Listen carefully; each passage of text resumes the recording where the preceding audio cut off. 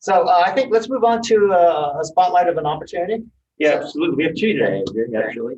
The first one is Greg Ward, and Greg's going to tell us a little bit about a project. So, Greg, can you unmute yourself?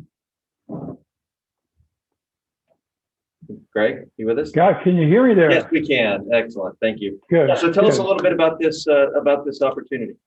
Yeah, we've got an opportunity to support a client that has a new IPM-DR reporting requirement for earned value. So, you know, it's a little different than what the traditional reporting has been more formatted around the, you know, the reports by WBS, OBS, and so on. So now it's more of a time phase, and the government will then derive those formats from the inputs from the customer. So that's what they need help with.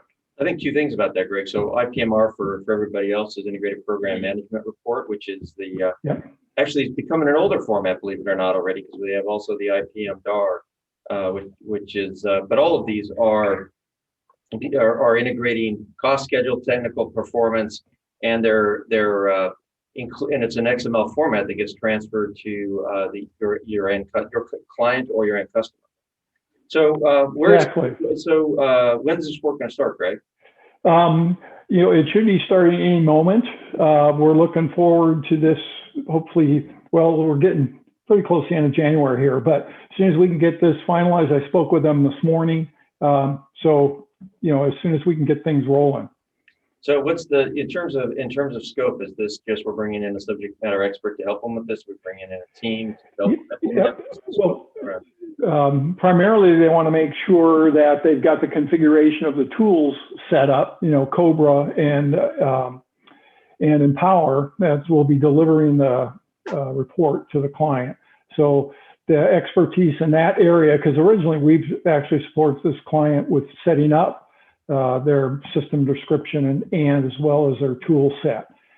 So that's what they want, somebody with understands the requirements and the tool set. Excellent. And I imagine they're a Microsoft Project House as well. Yes, they are. And is this work going to be, so it is just one person? Is that what did I understand that correctly?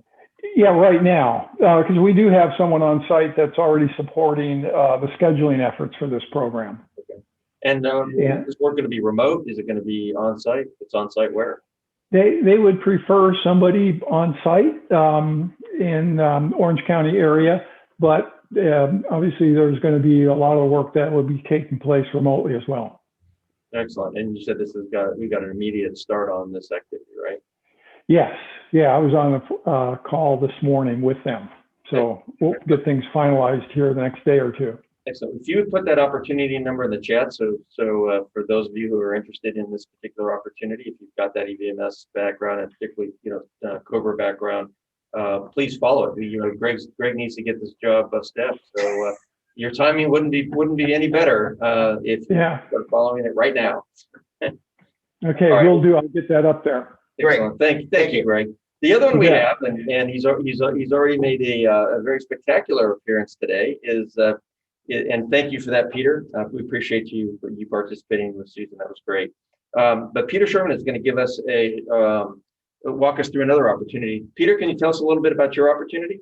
Yeah, I have an opportunity to insert a video into a presentation that we are going to give to, I'm just kidding. I'm kidding. It took us a few minutes to connect the dots.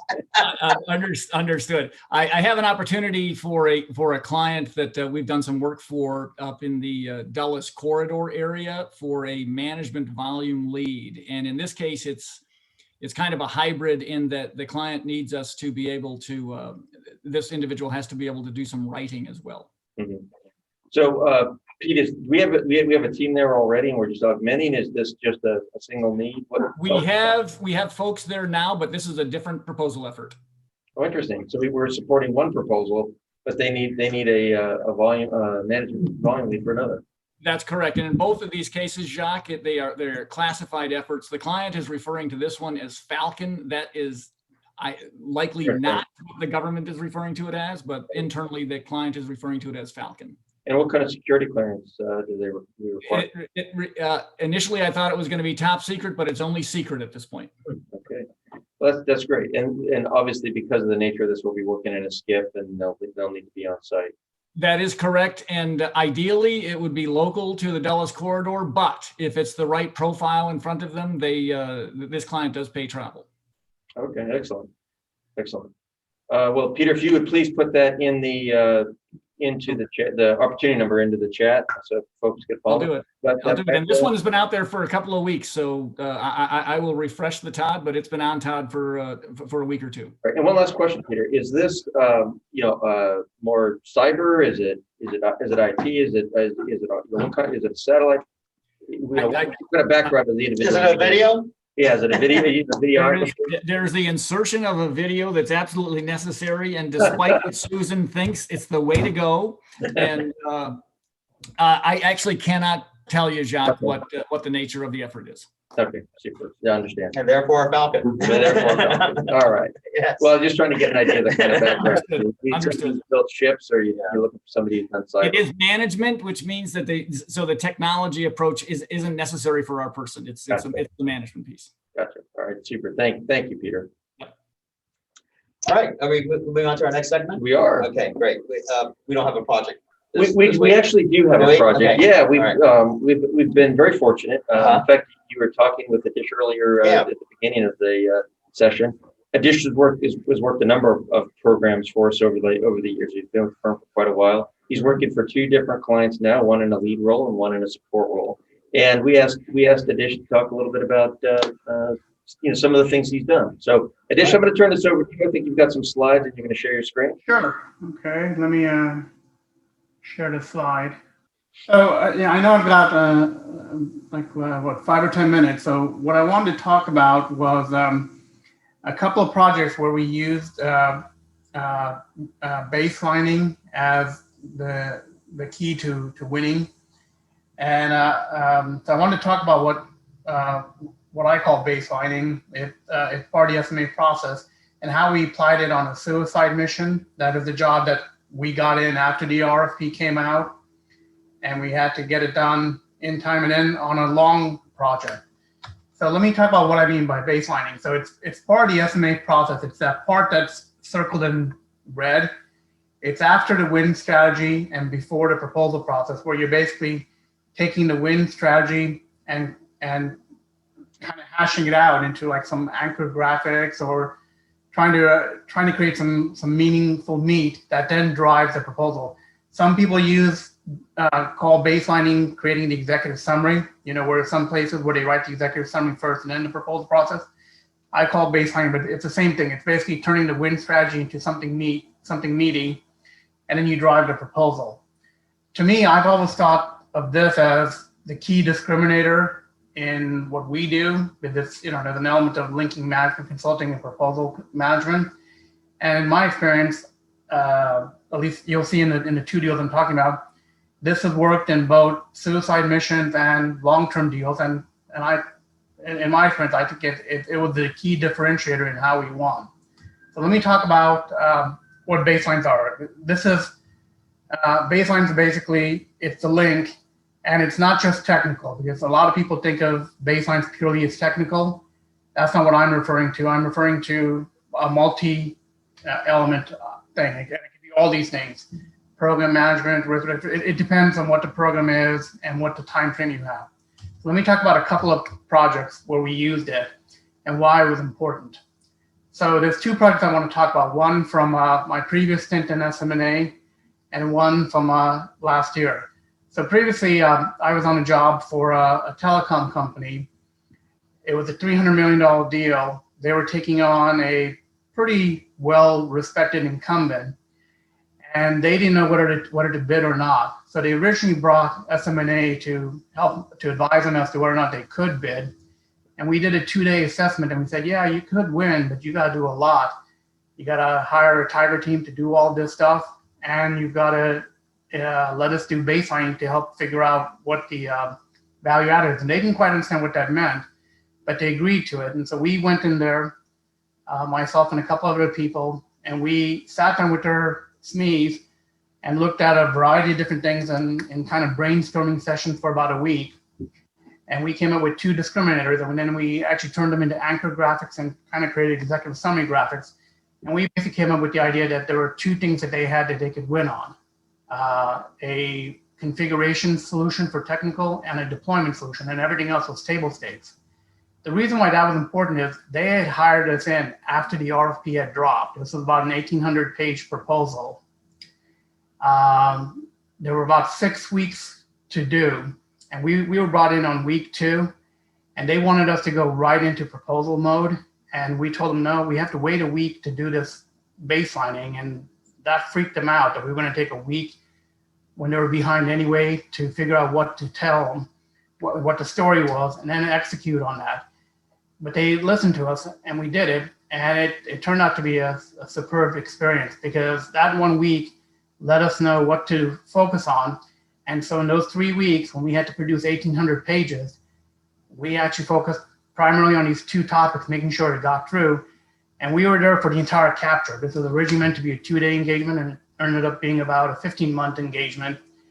And we basically, you can see what the accomplishments were. We prevented the incumbent from getting the award. We were able to elongate the procurement from what was supposed to be a 2-month procurement to 15 months. That gave our client a chance to catch up, and eventually they won the deal. This is their first big deal of this size, of $300 million. This is not the ideal way of doing it, where you come in at the very end of the suicide, but the point I'm trying to make is spending that week trying to figure out what the story was before you get into the proposal process, what I'm calling baselining. That was the key to winning here. And, that's the thing. The second example is one we did last year, or actually, I guess 2019 and 2020. It was for an IT company. They kind of had a weird challenge too.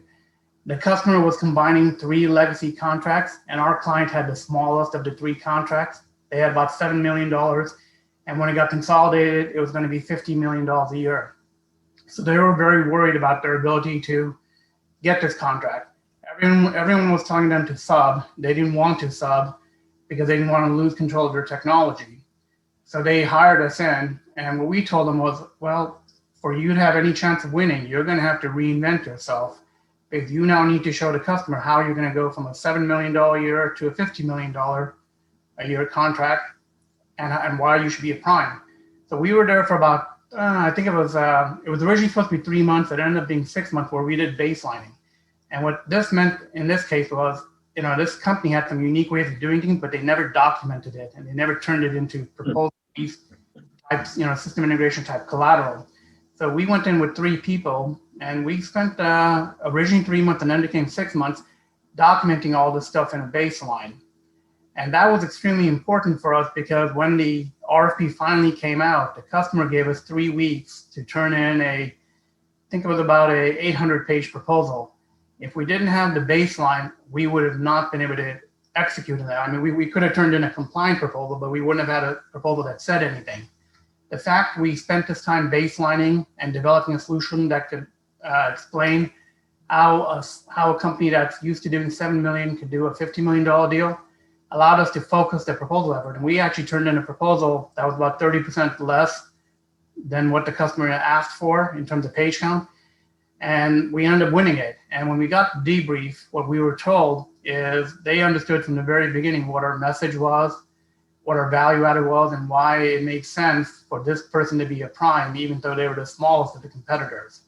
And as you can see in the red there, this baseline activity also helped us in the capture process, because it got one of the other incumbents off the street onto our team.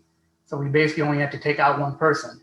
Again, the storyline here is, investing in baselining, meaning trying to figure out what you want to say is worth the investment. Because if you just go into the proposal process without figuring that out, it's hard to win.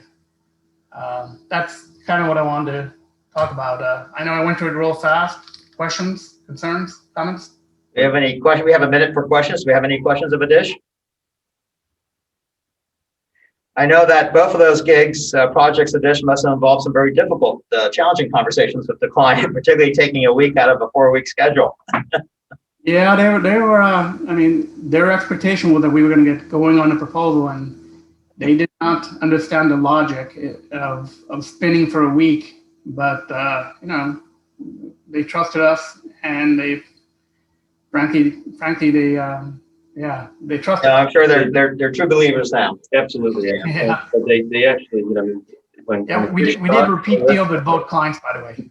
Yeah, what's interesting about that is that they won. Not only did they win, but this was transformational for their business, and I think that's part of the history SMA has with clients, It particularly is. smaller clients like this, and the value that the process does bring. And I think that's why if you wonder why we keep with all the training that we have and the information we put up on LMS around our proposal process and leadership, you're listening to one of the believers here that has lived through hundreds of proposals using this process and has been successful. It's the armor that Adish wears into battle every day.